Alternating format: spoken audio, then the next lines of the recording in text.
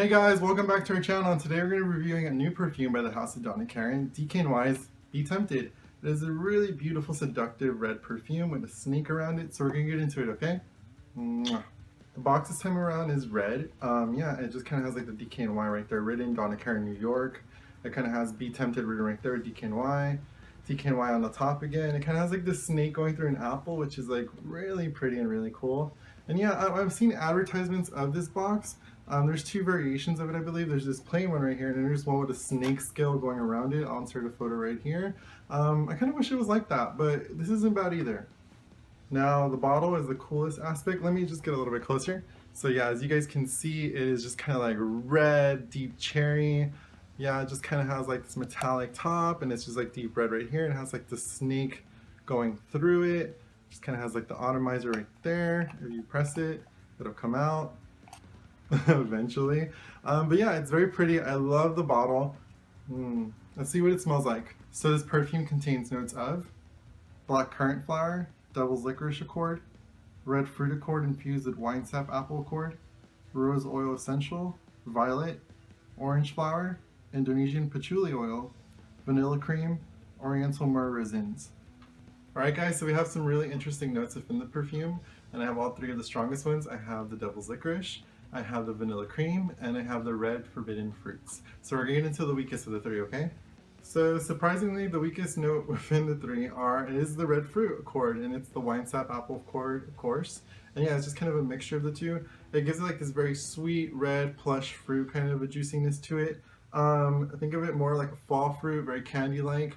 Very apple-like, of course, yeah, and then we have the pomegranate, we have other notes within there, and yeah, it just kind of gives it like this plush, not plush, but like just this juicy, sweet kind of aspect to the fragrance, and yeah, I really like it a lot. Next up, we have the vanilla bean cream, and it just kind of adds to the sweet aspect within the fragrance. It kind of gives like this very creamy, kind of smooth kind of transition into the fragrance, and yeah, you can definitely smell it in there. It's kind of like the second note within it that's the strongest. I really like how it just adds like this very vanilla bean aspect to it with a creaminess or weld around it. Yeah, it just gives it like this very tempting kind of a note to it. Alright guys, lastly we have the licorice, the devil's licorice, and yeah, it kind of just adds to that tempting factor.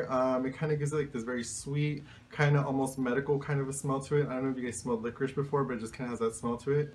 I don't know if you guys have noticed, but there's kind of like a running theme here. There's kind of a lot of gourmand notes within the apples and the red fruits and the vanilla bean cream, and now the licorice, the devil's licorice again.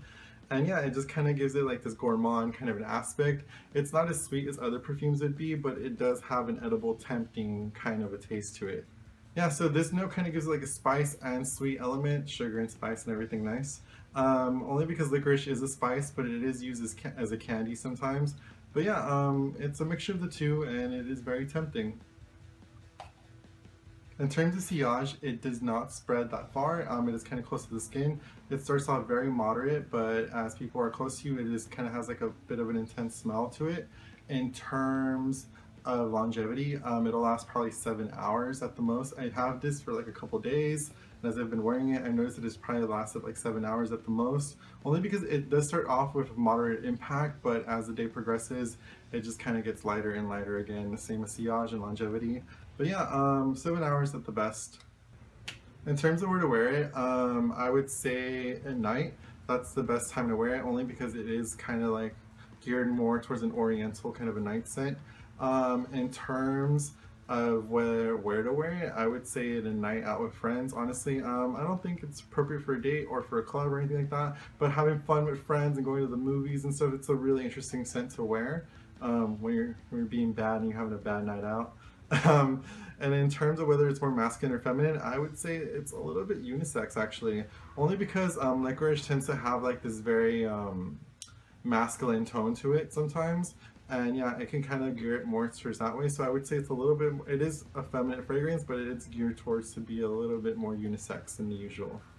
The face of the fragrance is again Australian model Abby Lee Kershaw. She was the face of the previous fragrance, which was DKNY Be Desired, that came out last year, and she's the face of it again. The advertisement just kind of features her again within the same kind of setting, This time she plays the role of Eve, and yeah, it's a very pretty pictorial ad. Kind of has like a snake going around her wrist. Yeah, I like the ad a lot. It's just very appropriate for this fragrance. First impressions that people have gotten around it for me, it kind of has like this difference with all these people. Like they have different opinions about it. Some people say it smells kind of like root beer soda.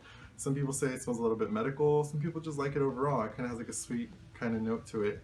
In terms of similarities of what it smells like, I would say it smells the closest to La Petite Robe Noire by Guerlain. It also kind of has a very big similarity to, doesn't smell the same, but has a similarity to L'Overdose by Diesel. But yeah, most closest to La Petite Robe Noire only because of the licorice note and the red fruit cherry within that perfume. Yeah, I really love the concept within this fragrance about how it's New York and it kind of revolves around this religious factor of Adam and Eve and the apple and just being tempted throughout the city. It's just like a really beautiful, unique concept that I like that DKNY has been doing throughout the years within the Be Delicious line and now the Be Tempted line. But yeah, I really enjoy this fragrance. It's very beautiful and it's just very like come through Adam and Eve, come through. Like that bottle is like beautiful. And if you guys ever get to see it in person, you guys are gonna be like shook, like seriously shook. Alright guys, send the review. You guys are looking for a juicy sugar and spice perfume it's very feminine but with a masculine edge on it, then get DKNY's Be Tempted. It is a very beautiful red luscious perfume, and yeah, and if I could eat it, I would, and I am. So alright guys, stay fresh, stay clean, smell good.